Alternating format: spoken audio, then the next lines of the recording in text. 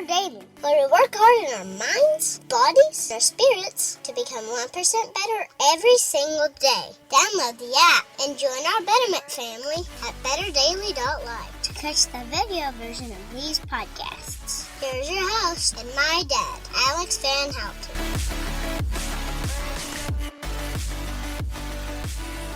What is up, Betterment family? This is Alex Van Houten in Better Daily Live. Happy Wednesday. Today is Wild Wednesday, and Wild Wednesday means we can talk about whatever we want. And today we're going to talk about what 18,000 people can teach us about weight loss in the largest genetic study of its kind. So I'm really excited to dive into that this morning. Good morning, Robin. Good to see you, brother. Those of you who joined me for the prayer meeting last night, thank you so much. It was such a good time. I appreciate the opportunity to connect with you guys and to lift things up in prayer. And I thought it was especially awesome because there were many prayer requests that were followed up on from the previous month. So thank you. And if you weren't able to make it, here's how it goes so that you understand what that looks like. What we do is we go around the circle basically and we say, hey, what are you praying about that you don't mind us being a part of, and that we can speak here and agree with you here on. And so we talk about those things. We bring up prayer requests from last time that are important to us and just following up on so that people are remembered even if they're not there. And then we pray together. We open it up and we pray whatever's on our heart, and then we take a small period of time in there. Anybody who wants to jump in and pray what's on their heart can, and then we close that prayer down, and that's the end of the meeting. And so it's great. There's no pressure to be, particularly religious from a prayer perspective, but the power of this thing is connecting with one another. And in the Bible, it says that when two or more are gathered in my name, I will be there. And that's really been my experience when I connect with brothers and sisters in prayer. It's good to be able to speak what it is that you are bringing to the Father. It's also great to be able to see that it matters to other people too. So if you didn't get to join us, watch out for it. Next month, we do that once a month. Maybe we'll do it more often, but right now we do that once a month. Watch out for the prayer and connect on the February calendar. So today is Wild Wednesday. We are talking about epigenetics. Now, this is probably something you've heard me talk about before, but it's the idea that what we do physiologically to stress our body and ask it to make changes has a lot less to do with the energy expenditure of things, calories in versus calories out, and a lot more to do with what we're asking our genes to do. So I tweeted this out a couple weeks ago, and it really helped some people. And so what I said is, who you are right now, what you are, what your body reflects, who you are right now, is the result of your DNA and your story thus far. You have your DNA. It's in every single one of your cells. It's the blueprint of your body, right? It's there. That was set in stone at conception. You have that blueprint. And then your story thus far has informed that DNA how to manifest. There are parts of you that you've unlocked and those things are manifest now. There are parts of you that are currently locked up and you don't even know what your potential might be in that region. We're finding out more and more and more about how our stories, traumas we've experienced, whether or not we exercise, certain foods that we eat, what climate we live in, even your birth order can affect how your DNA is made manifest every single day. So you are the result of your DNA and your story.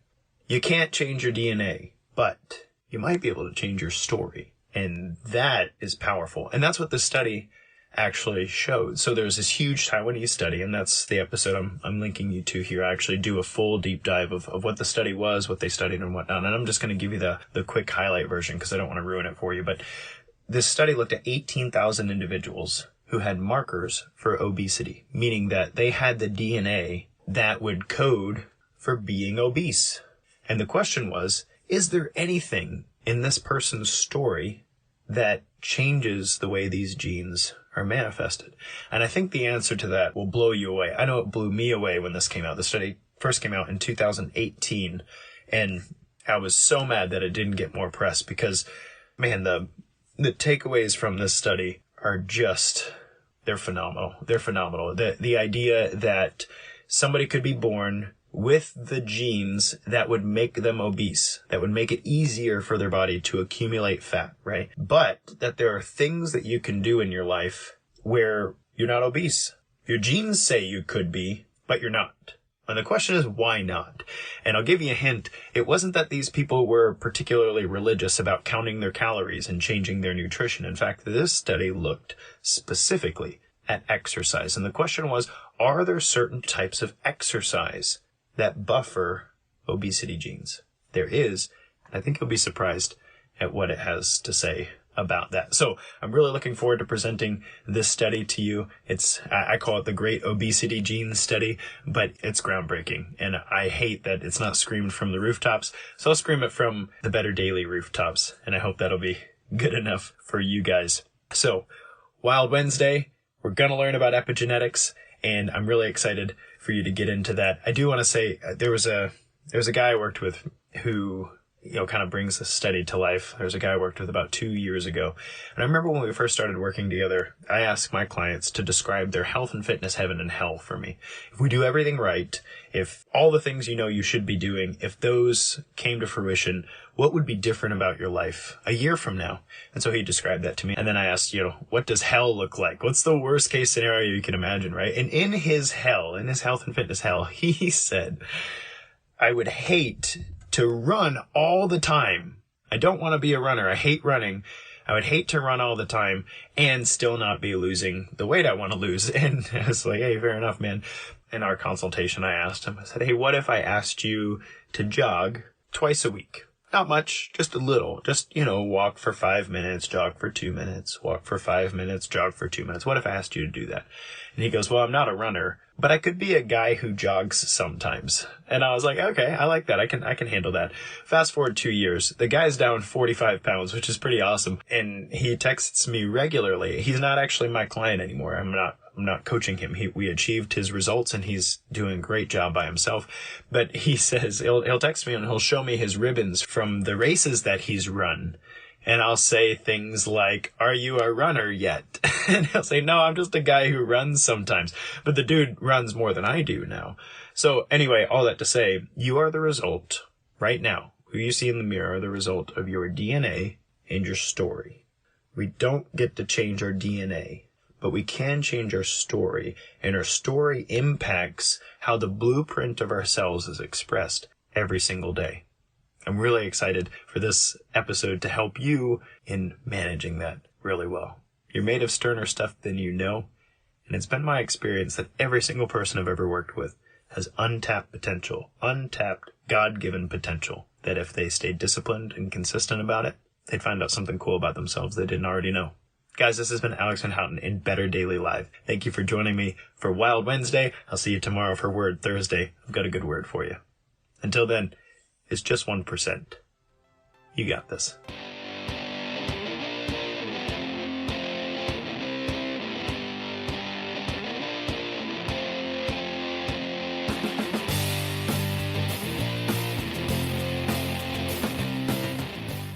So let's dive right in. This study again was published on August 1st, 2019, and it's the largest study to date of its kind. 18,424 Taiwanese biobank participants allowed their personal genome to be sequenced to look for markers of obesity. And then those participants answered a lot of questions as well as allowed themselves to be weighed and measured so that this vast number of participants could be analyzed for any correlations among the obesity genes, their current lifestyle, exercise, and nutrition practices, and their actual outcomes. What the study's researchers hoped to find was some sort of correlation between certain lifestyle factors and how genes were expressed because of it. What the study found was extremely powerful. In short, there are certain types of exercise that seem to buffer the effects of obesity genes. I know, it blew my mind too. Let's dive in. So the participants were 18,424 Han Chinese adults, ages 30 to 70. Their genomes were measured and marked for what's called a genetic risk score for obesity. They were also measured on 5 measures of obesity. 1. Body mass index. 2. Body fat percentage. 3. waist circumference, 4, hip circumference, and 5, waist to hip ratio. Like I said before, this was the first large-scale genome study ever done on the effects of obesity genes. So they took all this data, and then they looked through the genetic risk scores as a function of whether or not these people were actually obese. The last piece of evidence that they put into the mix was self-report on regular exercise. They asked participants about 18 kinds of exercise that they engaged in. I'm going to read the top ones out to you, but I don't imagine you're interested in all 18.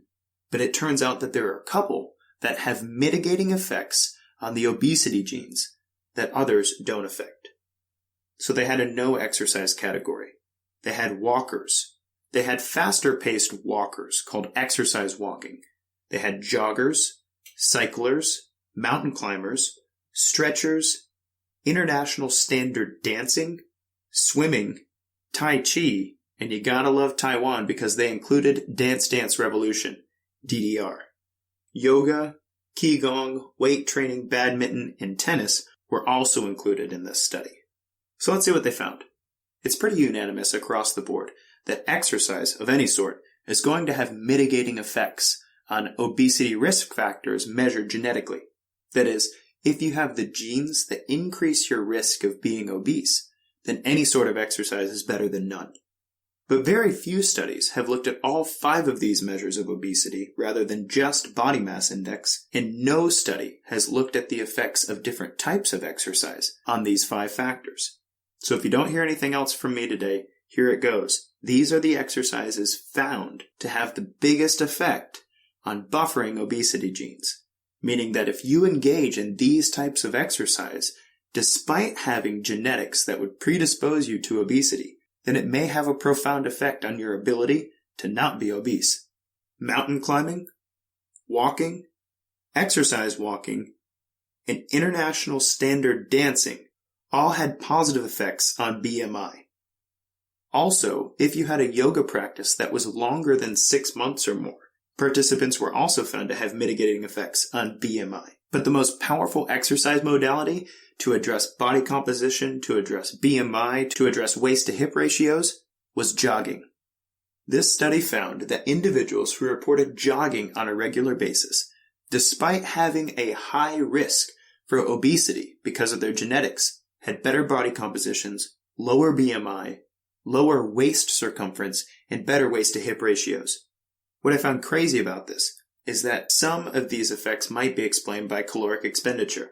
For instance, jogging did better at keeping the obesity genes at bay compared to something like badminton. But jogging also outperformed things like cycling, swimming, and Dance Dance Revolution, all of which burn a large amount of calories. That is, if you're any good at them. Come over to my house, play DDR sometime, and I'll show you how to get some high-intensity intervals in a 4x4 space. Hashtag NerdDad. So I've said a lot of things. Let's make sure we recap. Over 18,000 people studied, their genomes sequenced, and they are assigned a risk factor for obesity based on their genetics. Then they're measured to see whether or not they're actually obese. Body composition, BMI, waist circumference, hip circumference, and waist to hip ratio. And then the researchers compare their reported exercise with whether or not those obesity genes have manifested themselves or not. And there are some exercises that definitely seem to buffer the effects of obesity genes, while there are other exercises that seem to have no effect. Walking, mountain climbing, power walking, international standard dancing, and jogging, best of all, seem to have the most profound effect in buffering obesity genes. But cycling, swimming, stretching, and yoga, although they had a small effect, were almost negligible in their effects to buffer obesity. Comparatively, pursuing weight training, badminton, table tennis, basketball, and tennis didn't seem to have any effect, although researchers said that there are very few people in that 18,000 person study who engaged in any of those activities. So if you were asking a Taiwanese person, out of 18,000 people, do you even lift? Only 218 of them would say yes. That hurts my heart, but that's not the point of this show. So a discussion. Why are we talking about this study today? Well, we just finished a little while back our Beyond Calories series, and one of the things that I spoke about and one of the things that I was really interested in was the idea of exercise in conjunction with its ability to adapt our bodies and affect our genetic makeup, rather than just to be an expenditure of calories in our day. You've heard me harp on how little exercise actually burns calories to begin with, and why as a method for energy expenditure management, it's really actually a crummy system. And so when I approach my clients' programs, oftentimes I don't track calories burned at all in their program. And yet I'm finding people who lose 20, 30, 40, and more pounds in 6 months or less when we work together. Well, what's happening? When you construct a periodized exercise program that seeks to change the way the body expresses its own genetic makeup, then you create long-term sustainable change. And that's what we seek to do with our exercise programs. One of the problems with that approach, however, is that when you look at peer-reviewed research on long-term obesity programming, there's just not a lot of conclusive or persuasive evidence out there. And for the love of it, they keep counting calories, as if that's helped a whole bunch up until this point. So I find this study fascinating and powerful, and I'm actually very sad that it's not been published more, because this is the largest scale study we've ever seen that didn't ask questions about caloric expenditure, but instead looked directly at the genetic makeup of the participants in relationship to how they actually manifested obesity. It turns out that regardless of the calories you burn, jogging is better than swimming to keep your obesity genes at bay. Or at least this study has brought us one step closer to being able to make that claim. What's even more wild about it is that having been a trainer for 13 years, I've actually seen this borne out when I work with people on a regular basis. They'll say, what form of cardio is best? Well, that's an important question, especially in the very beginning of your program. I'll say any form you'll do for me on a regular basis. But as the program begins to evolve and people become more and more conditioned, I find the best results from clients who will do walking, jogging, hiking, dance, or yoga over cycling or swimming. And while I've been known to throw in a good row machine interval at the end of something, you'll never see me asking somebody to take 60 minutes and go burn it out on the row machine. And so I share this with you to encourage you to do a few things. First, as always, continue seeing your exercise as a way to adapt your body and to get the best out of the genes that you've been dealt, rather than just seeing your exercise as a way to burn calories. Exercise changes the way our genetic makeup is expressed, and the better we do about periodizing our workouts to bring out the best in us, the more we'll have the best in us brought out. Second, if you're not walking, jogging, hiking, yogaing, or mountain climbing regularly, and you have some fat loss goals you're working on, consider switching from your current cardio modality to one of those modalities. While this study isn't suggesting that you can't lose fat by swimming versus jogging, it's really hard to argue with 18,000 participants with a genetic profile combined with their exercise habits. And so maybe you'll find that it works well for you. And last but not least, if you're facing some biomechanical challenges that keep you from being able to do things like jog, run, or dance, remember that any exercise is better than no exercise when it comes to bringing out the best in your genes. So keep on keeping on, and if you need some help finding something that you can do with yourself to bring out the best in you, reach out at coachhal@definingdadbod.com. I've put the link to the actual study paper below if you're interested in reading this for yourself and or helping me to spread it around. I think the world deserves some more press that challenge the status quo, that asks you to eat less and exercise more as the answer to all of your health and fitness problems. Maybe you'd be better off working with your genes rather than against your food. This has been Alex Van Houten with Defining Dad Bod. Until next time, guys, kick butt, take names.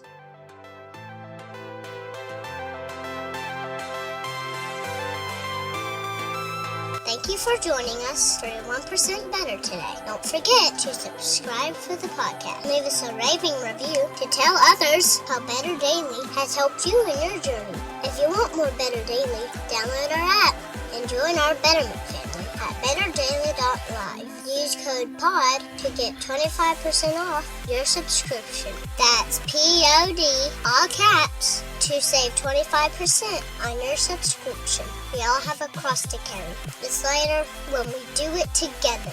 Go to betterdaily.live today.